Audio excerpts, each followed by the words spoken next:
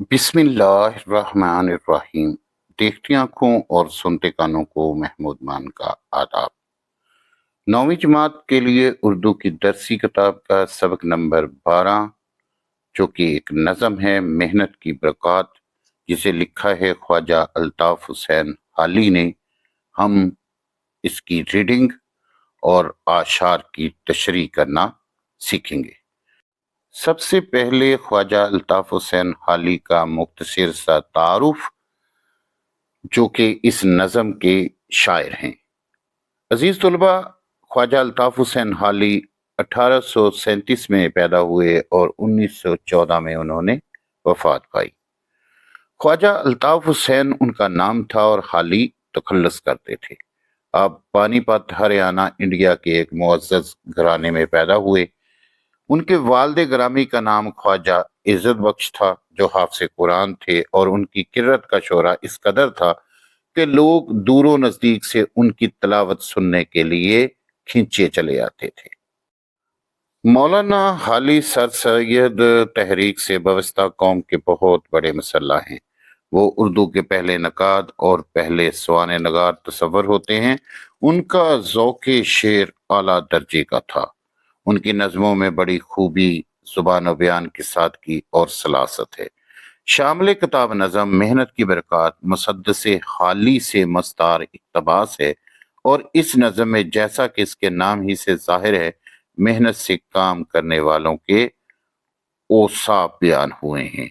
एक और बात जो कि मद्दो-जज़र इस्लाम के बारे में है, उनकी मशहूर नज़म के बारे में है। उर्दू शायरी में मौलाना हाली का आला तरीन कारनामा उनकी तवील नज़म मद्दो-जज़र इस्लाम है, जो आमतौर पर मुसद्दसे हाली के नाम से मारूफ है।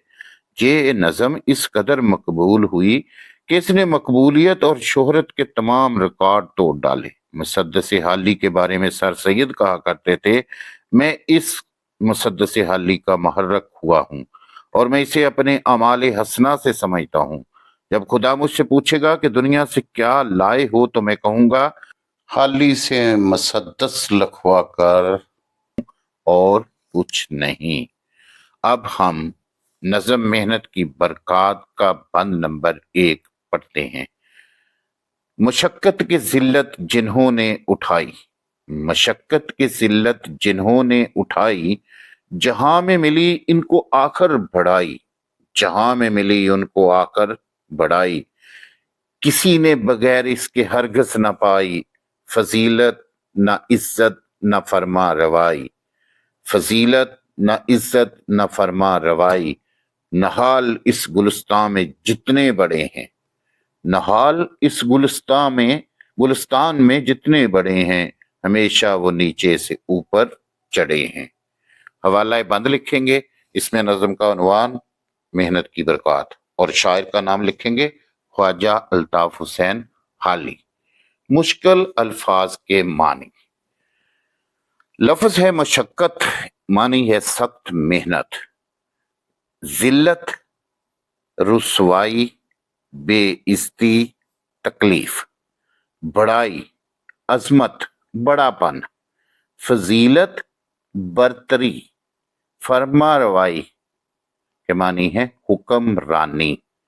नहाल छोटा पौधा, जो बीज से जो पौधा निकलता है वो वाला पौधा। निहाल इस गुलिस्तान में जितने बड़े हैं, यानी कि इस गुलिस्तान के अंदर जितने भी छोटे छोटे पौधे हैं ना, वो बीज से निकले पौधे से ही बड़े दरख्त बने हैं।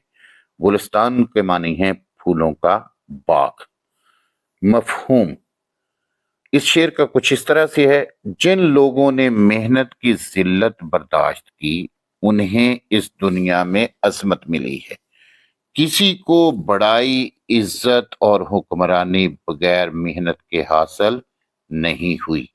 इस बाग में जितने पौधों की नशोनमा हुई है, हमेशा नीचे से ऊपर हुई है। तशरीह। ख्वाजा अल्ताफ़ हुसैन हाली ने मौलाना मोहम्मद हुसैन आज़ाद से मिलकर उर्दू शायरी को मकसदियत से रोशनास करवाया। आप सर सैयद अहमद खान की तहरीक के सरगर्म कारकुन थे। ज़ेरे नजर बंद हैत के एतबार से मुसद्दस है, یعنی کہ اس میں کل 6 مصرے ہیں۔ ایسا بند، ایسی نظم جس کے ایک بند میں 6 مصرے ہوں یا 3 اعشار ہوں، اسے مسدس کہتے ہیں۔ زیر بحث بند کے پہلے شعر میں شاعر محنت کی عظمت اور برکت بیان کرتے ہوئے کہتا ہے کہ جن لوگوں نے محنت کو آر نہیں سمجھا، انہیں اس جہان میں یعنی کہ اس دنیا میں عظمت حاصل ہوئی ہے، بڑائی حاصل ہوئی ہے، اونچا مرتبہ رتبہ ملا ہے۔ عزیز طلبہ، محنت کیا ہے؟ انسان اپنے مقصد کے حصول کے لیے مسلسل کوشش کرتا ہے، جہاں تک کہ وہ اپنا مقصد حاصل کر لیتا ہے بہت سارا کام کرتا ہے۔ اس مسلسل جدوجہد کا نام یا بہت زیادہ کام کا نام محنت ہے۔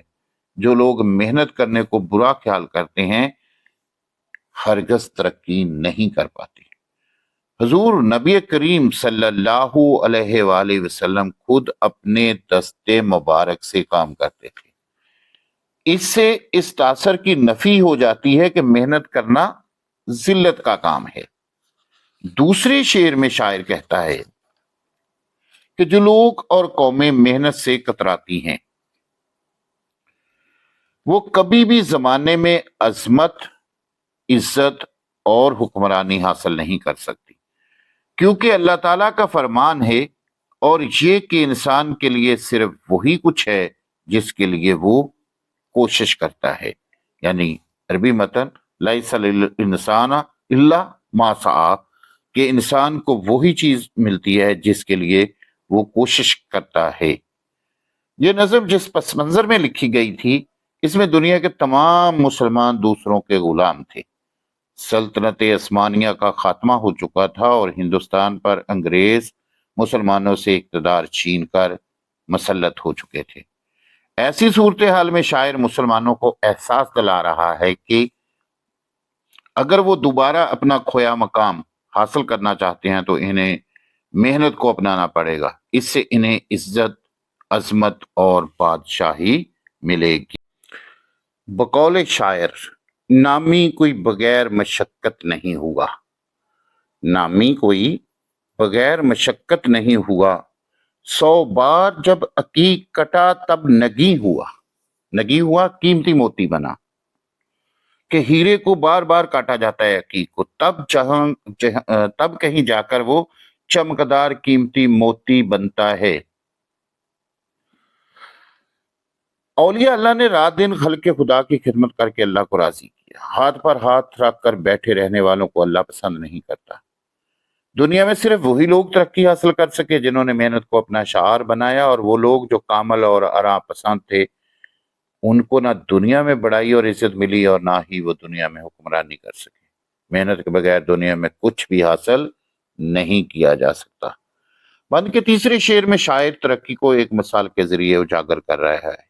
وہ کہتے ہیں کہ باغ میں جتنے تناور درخت ہمیں نظر آتے ہیں وہ ایک بیج سے نشو نما پا کر اس درجے کو پہنچے ہے۔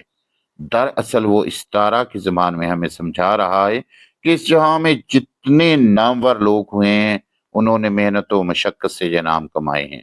امریکہ کے صدر ابراہیم لنکن رات کو لکڑیاں جلا کر مطالعہ کیا کرتے تھے۔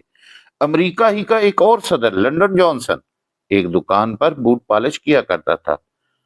بقول اقبال رحمت اللہ علیہ، چلنے والے نکل گئے ہیں، چلنے والے نکل گئے ہیں، جو ٹھہرے ذرا کچل گئے ہیں، جو ٹھہرے ذرا کچل گئے ہیں۔